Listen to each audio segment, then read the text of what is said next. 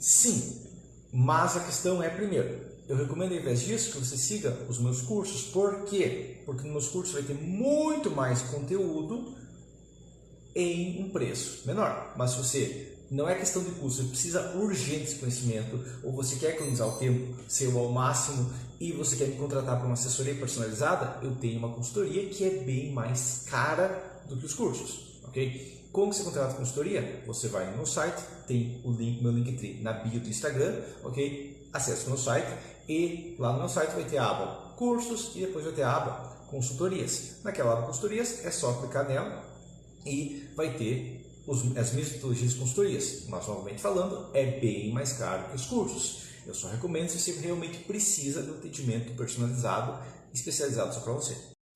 A primeira recomendação é: saiba qual é a época chuvosa e qual é a época seca. Tem regiões do Brasil que não chove por 4, 6 até 8 meses do ano, ok? E tem regiões que chove mais uma época, menos em outra, ok? Então você tem que saber, os meses chuvosos da minha região são esses, tá? Terminou os meses chuvosos, você espera 3 meses e aí faz a fundação. Tecnicamente isso é o ideal. Agora, já vou fazer a fundação agora, não tenho o que fazer. Aí o que pode ser feito é troca por uma fundação que consegue penetrar água em 40 centímetros. Provavelmente você vai precisar usar estaca hélice ou estaca cravada e tem que finalizar o SPT, certo? Mas se a gente está buscando eficiência, economia e simplicidade na obra, a gente pega onde que terminou a etapa chuvosa da obra, espera 2, 3 meses e começa a obra 2, 3 meses depois de terminar a época chuvosa, porque o nível da água está mais baixo. Tem casos que o nível da água sobe 5, 6 metros tranquilamente. Então, essa é a época ideal de começar a fundação. A primeira recomendação é: saiba qual é a época chuvosa e qual é a época seca. Tem regiões do Brasil que não chove por 4, 6 até 8 meses do ano, ok? E tem regiões que chove mais uma época, menos em outra, ok? Então você tem que saber, os meses chuvosos da minha região são esses, tá? Terminou os meses chuvosos, você espera 3 meses e aí faz a fundação. Tecnicamente isso é o ideal. Agora, já vou fazer a fundação agora, não tenho o que fazer. Aí o que pode ser feito é troca por uma fundação que consegue penetrar água em 40 centímetros. Provavelmente você vai precisar usar estaca hélice ou estaca cravada e tem que finalizar o SPT, certo? Mas se a gente está buscando eficiência, economia e simplicidade na obra, a gente pega onde que terminou a etapa chuvosa da obra, espera 2, 3 meses e começa a obra 2, 3 meses depois de terminar a época chuvosa, porque o nível da água está mais baixo. Tem casos que o nível da água sobe 5, 6 metros tranquilamente. Então, essa é a época ideal de começar a fundação. Só em casos bem raros, onde por algum motivo você tem uma carga distribuída muito pesada ainda. A questão é que numa obra normal, se você tem pilares, as cargas vão estar primariamente pontuais na fundação, ok? Então o ideal é uma fundação onde eu tenho a menor distância de todas as cargas até o pilar, ok? Qual que é o ideal disso? Tecnicamente ser uma sapata redonda, mas a gente tem um resultado similar com uma sapata quadrada, ok?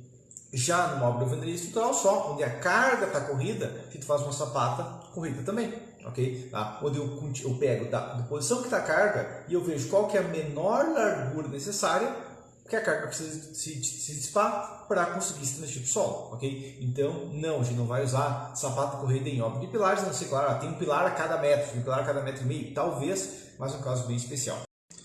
Na região onde você fez o furo, a peça ainda tem que resistir todos os esforços que passam nela. Então, geralmente, o que vai acontecer é que você vai precisar colocar algum reforço adicional, alguma armadura adicional, algum transpasse adicional naquela região, ok? Tá? Então, você corta a seção, faz o diagrama corpo livre e usa o método das seções bem no corte e verifica se no corte os esforços ainda estão dentro do limite, ok? Geralmente, o que vai acontecer, a gente está falando de uma cinta em alvenaria estrutural, é que os esforços nela vão ser primariamente tração, porque ela vai estar funcionando junto com a alvenaria para compressão, ok? Então, mantendo a armadura, vai estar ok, mas você tem que conferir em cada caso. Teoricamente, até é possível, mas eu nunca recomendo e acaba sendo sempre um custo gigante que a pessoa não vê. Ela pensava, vou economizar um pouquinho aqui, aí fazendo cerâmica ao invés de bloco, na verdade vai gastar bem mais. Por quê? Número 1, durabilidade menor. Ele vai desgastar mais rápido e vai ter que ser recuperado em menos tempo. Número 2, ele vem em um vão muito pequeno entre os pontos de apoio e ele vai precisar de pontos de apoio.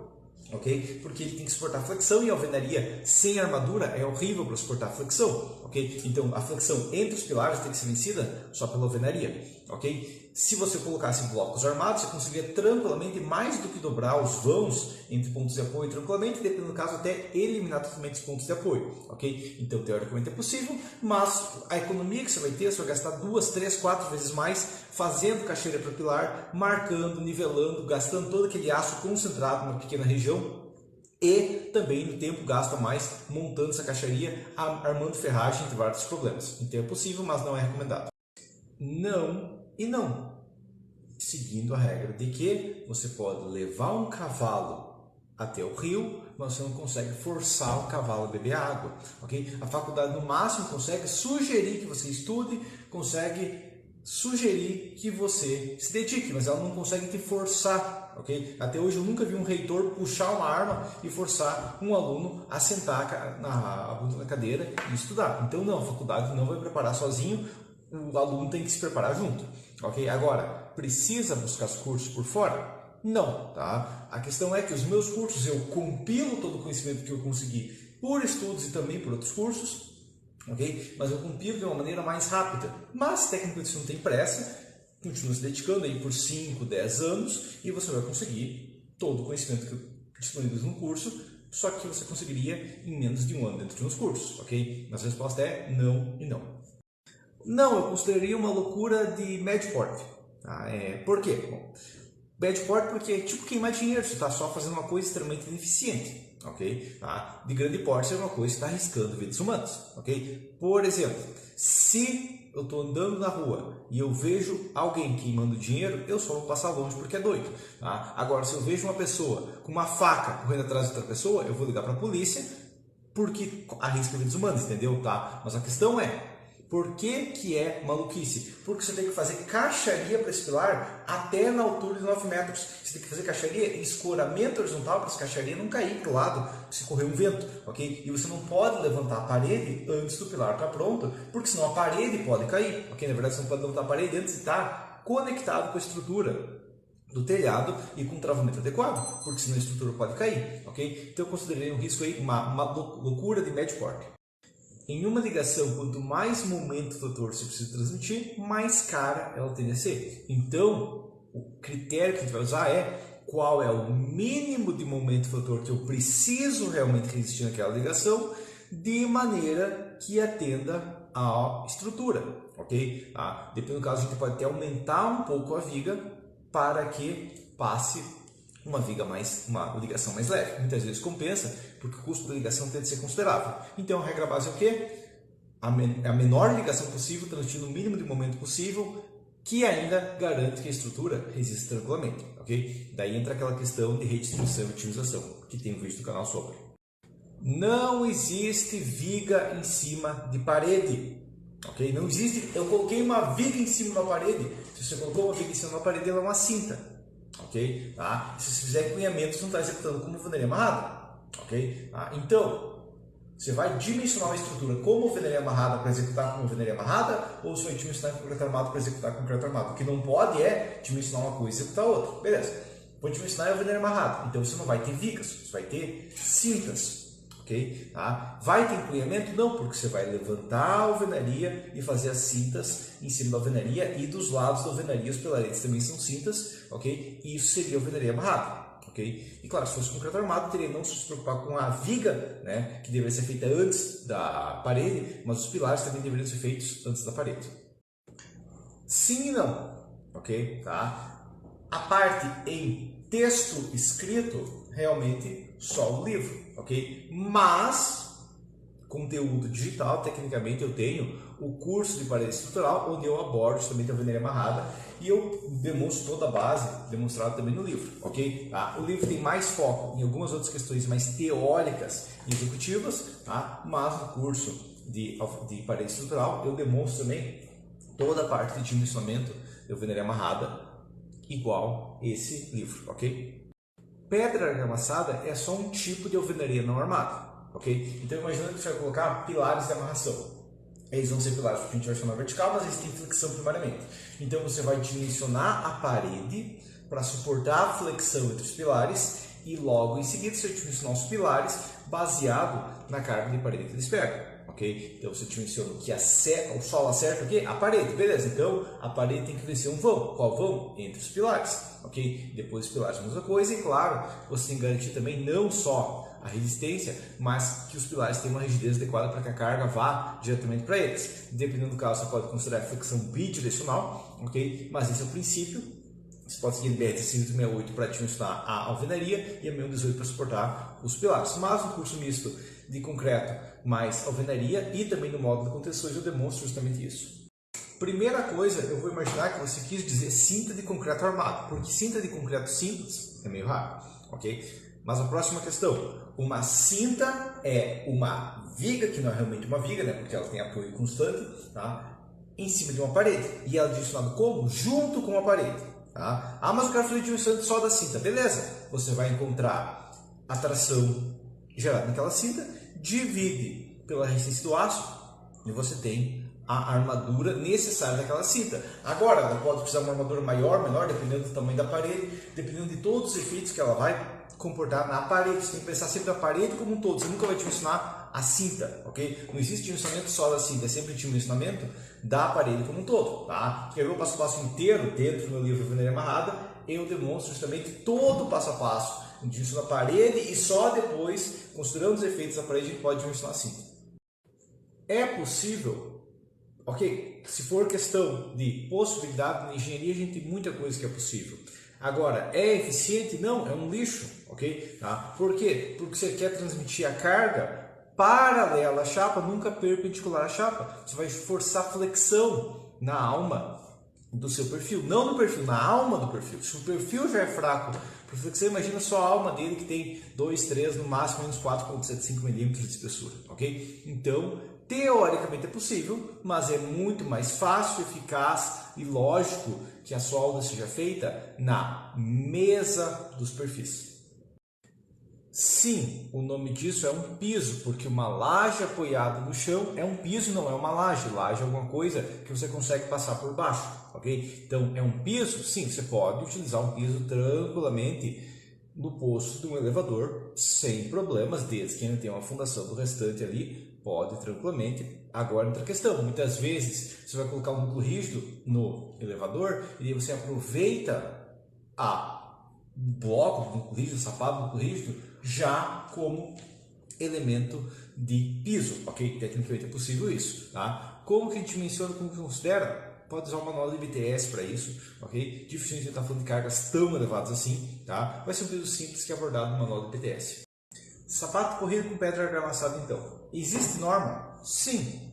Existe uma norma, que é a NBR 1022, que aborda, inclusive, fundação com pedra argamassada. Tá? Existe um FCK mínimo como base, sendo uma forma de alvenaria, a gente seguiria o mesmo FCK mínimo, o FBK, o FPK no caso, né, da alvenaria, mas não teria uma questão de ser principalmente a resistência da argamassa, até porque na pedra a resistência é maior do que o concreto, ok? E como ela é ensaiada da mesma maneira que qualquer outro sapato, ok? Tá? O dimensionamento é o mesmo. Ah, mas ela é corrida, beleza? A gente dimensiona um comprimento só de 50 centímetros, 1 metro, ok? E daí só extrapola para ter a carga por metro, ok? E lembrando também que no meu livro eu abordo justamente essa possibilidade também de fundação com pedra argamassada. Inclusive eu pego base da norma e de outras normas para demonstrar como dimensionar ela em si. Então você tem um pilar fino e uma viga grande. Um problema que só acontece em sobrado de alto padrão, onde a pessoa teme usar concreto armado. Mas beleza. Você tem uma armadura negativa e ela não tem ancoragem suficiente. Como que resolve? É muito simples. Ancoragem é relativo, não é um valor absoluto. Se eu preciso ancorar, sei lá, 80 centímetros do ferro, tá? E eu só tenho, por exemplo, 2 ferros ali, você tem 40 centímetros para cada. Mas é só eu colocar mais barras, se possível tudo a primeira camada, exagerando a segunda, não tento fazer várias camadas aqui, tá? Mas eu coloco mais barras, eu coloco um grampo aqui também, ok? Mas eu coloco uma armadura adicional aqui, tá? E eu vou reduzir o comprimento total de ancoragem, porque o total de ancoragem que você precisa é o comprimento total das barras para ancorar ali. Não é que cada barra especificamente tem que ter 50 centímetros, não, se tem duas de 25 é igual a uma de 50.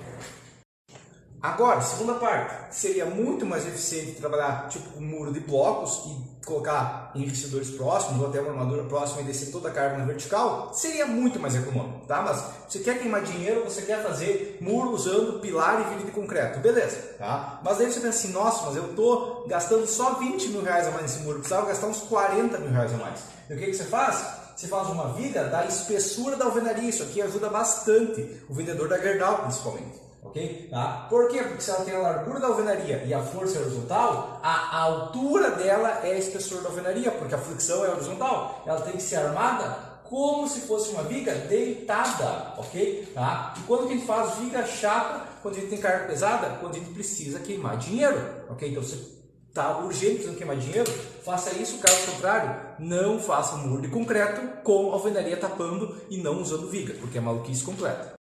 Eu vou separar isso aqui em duas partes da resposta porque é muita bobagem isso. Então, primeira coisa, qual é o objetivo de uma carga de um arrimo? Em descer até a fundação. O que faz ele descer até a fundação? Se for um muro com pilares, os pilares. Okay? E as vigas? As vigas só enviam carga para os pilares, elas só passeiam com a carga, elas não enviam para os pilares. Igual eu fiz o vídeo sobre principais erros de modelagem do muro de arrimo, um dos principais erros é colocar vigas, entupir de vigas e colocar pilares afastados. É uma retardadice completa e um monte de gente faz.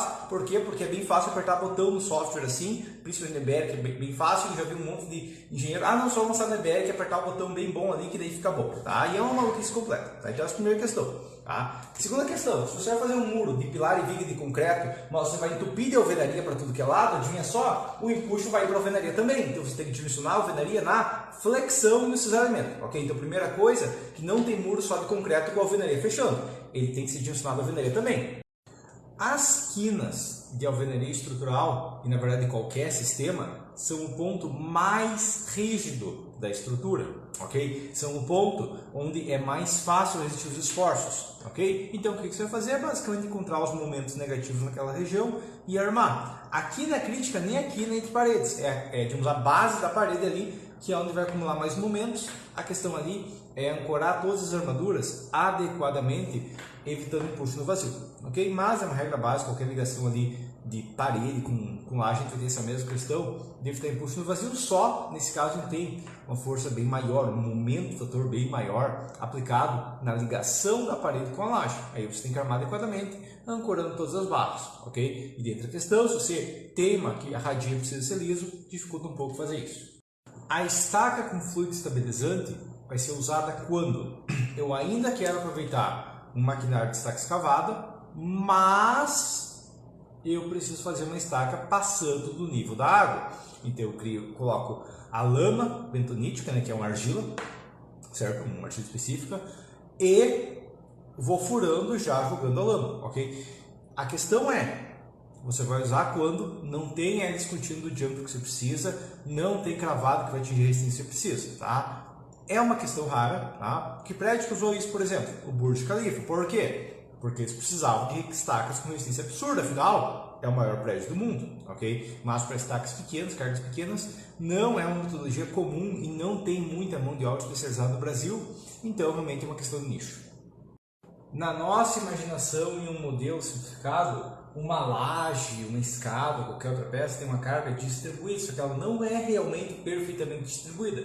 Imagina que tem uma carga concentrada, tá? Imagina que seja uma laje e alguém colocou algum apoio aqui, uma carga aqui. O que vai acontecer? Eu vou modelar a grelha igualmente com a carga pontual. Qual carga pontual? Nosso norma não contempla isso na maior parte dos casos, então a gente vai usar a do Código Europeu. Okay? Então a gente vai, digamos que essa aqui seja a principal, ok? E essa aqui seja a secundária. Okay? A gente vai dimensionar a principal para flexão normal e a secundária baseado nesse efeito local. Mas na prática, pela nossa norma, a gente vai usar os mínimos, que é metade da área de aço mínima, ou alternativamente 0,9 cm², ou alternativamente 20% da armadura principal. Aqui a nossa norma permite considerar isso e nem dimensionar essa questão, mas se você for dimensionar, seria esse método. Quando você conecta apenas na alma, você não tem nenhum elemento rígido que consiga absorver muito momento. Então ela é praticamente rotulada, tá? Mas não é realmente rotulada. Tá? Não existe realmente rotulado, não existe realmente engastado, é tudo meio termo. Ok, então você vai comparar, no caso pode fazer modelos simplificados para verificar se está adequado aquilo lá ou não. Ok, tá? Você vai calcular e depois de calcular você vai pensar, ok, eu calculei e verifiquei essa diferença em números. O engenheiro não fala achando, não fala por sentimentos, fala por números. Tô achando não é o que um profissional diz. Ok, um profissional vai falar, eu analisei, eu calculei, encontrei esses esforços, baseado nisso eu dimensionei. Tá? Se foi um outro engenheiro que dimensionou e você pegou o projeto, tá? Contrata um engenheiro adequado para analisar esse projeto. Se você fez e você está achando, você não deveria estar projetando, você deveria estar buscando alguém para te ensinar, para você saber fazer adequadamente e saber ao invés de achar. Não, porque primeira coisa, você aplica proteção, você está comprimindo a viga, você está ignorando efeitos de compressão nisso. Segunda coisa, quando comprime a viga, não comprime só a viga, comprime a laje também, empurra os pilares para dentro, tá? Então tem vários outros efeitos dessa compressão. Segundo, vai levantar a viga, então não é que ela tem mais inércia que ela tem, ela está levantando a obra como um todo, então ela vai pegar mais carga do que se só tivesse mais inércia. Ok? Tá? Então você tem que modelar a proteção como realmente é a proteção. Ah, mas eu vou apertar um botão aqui de viga alta e acho que vai dar parecido. Não. Tá? Talvez tenha uma inércia que dê mais ou menos parecido o resultado, mas não vai estar correto. Ok? Tá? Você tem que modelar a viga pretendida como viga pretendida. Ah, mas qual botão que eu aperto? Eu até abordo isso no curso de concreto armado, mas a questão é que você tem que pensar e analisar como que ela realmente se comporta para poder modelar diagrama no corpo livre, para poder entender como que dimensiona. Não só é possível, como tem muita estrutura por aí com isso. Tá? Agora a questão, como que faz o diagrama corpo livre e tudo mais? Tem um vídeo no canal sobre, o nome desse tipo de telhado é chapéu de telha. Abre o YouTube, usa a barrinha mágica e digita lá na barrinha mágica, engenharia estrutural, chapéu de telha, onde eu tenho um vídeo que explica exatamente, inclusive, o desenho de diagrama corpo livre, inclusive demonstra até a montagem e como que ele inverte esforços durante a montagem, ok? Só abre o YouTube, clica na barrinha mágica, engenharia estrutural, chapéu de telha. Imagina que numa escola eles esquecem de fechar o portão e todas as crianças saem correndo pela cidade e começam a correr no meio da rua. E dessas 1000 crianças que tem na escola, só uma é atropelada. Você ficaria feliz se você tivesse um filho que estudasse na escola e aparecesse uma notícia que uma criança foi atropelada? Todos os pais ficariam preocupados, mesmo os que não são pai da criança vão ficar preocupados, porque naquela escola tem uma criança que morreu. Mesma coisa aqui, é questão de risco, ok? Mesmo que a maioria fique de pé, não é seguro o suficiente, ok? Tá? Porque 99,9% de chance de a criança ficar de pé viva não é o bom o suficiente, ok? E numa estrutura, se ela tem 90% de chance de ficar de pé, é bom o suficiente? Não, porque se ela cair pode matar uma pessoa, ok? Tá? Então a questão é um risco, ele pode cair, ele não tem garantia, mas alguns vão ficar de pé, igual criança que nunca tomou vacina, a maioria sobrevive, ok? Mas a maioria é bom o suficiente? Um pilar misto é um pilar com 2 materiais. Agora, quais 2 materiais? Não sei. Eu posso, por exemplo, fazer um pilar de tijolos, ok? E preencher o meio dele. É uma forma de pilar. Eu posso fazer um pilar de um tubo metálico preenchido de concreto. Eu posso até contar concreto armado como sistema misto, porque tem concreto e aço, ok? Então, quais materiais? Tá? Imaginando que esteja falando de um pilar metálico com concreto, você vai usar isso quando você quer trabalhar com metálica, porque você vai utilizar um pilar metálico para facilitar a montagem, execução e tudo mais, mas você ainda quer a resistência de concreto. Então, você faz um tubo metálico, ok? Você preenche ele de concreto. É o método mais fácil de fazer pilar misto metálico com concreto, ok? Tem vídeo no canal sobre pilar metálico mais concreto e também no curso de metálica mais concreto eu abordo como dimensionar, como planejar tudo mais um pilar misto, ok? Mas é mais por questão de montagem, ao invés de trabalhar direto com pilar de concreto. Não, porque muias peças protegidas não têm contraflecha, ok? A proteção é comprimir o concreto com aço, ok? É usar cabos de aço para comprimir o concreto. Para o concreto trabalhar comprimido, porque é compressão. Ok, tá? Essa é a questão crítica da proteção. A gente trabalha com concreto comprimido porque o concreto funciona bem comprimido. Ok? Só isso. Tá? Mas a proteção aplica flecha, contra flecha. Depende do caso, sim. Mas, por exemplo, um pilar protendido não aplica contra flecha. Uma placa de vedação protegida não tem contra flecha. Ok? Aplicada a proteção no eixo. E daí não aplica contra flecha. Tá? Então, não tem nada a ver com contra flecha. Até pode acontecer contra flecha no caso de vigas, mas concreto protendido é concreto comprimido pelo aço e daí a gente usa um aço muito mais forte do que o vergalhão porque ele é comprimido ativamente, ele é esticado ativamente, então não está limitado a só uma deformação controlada.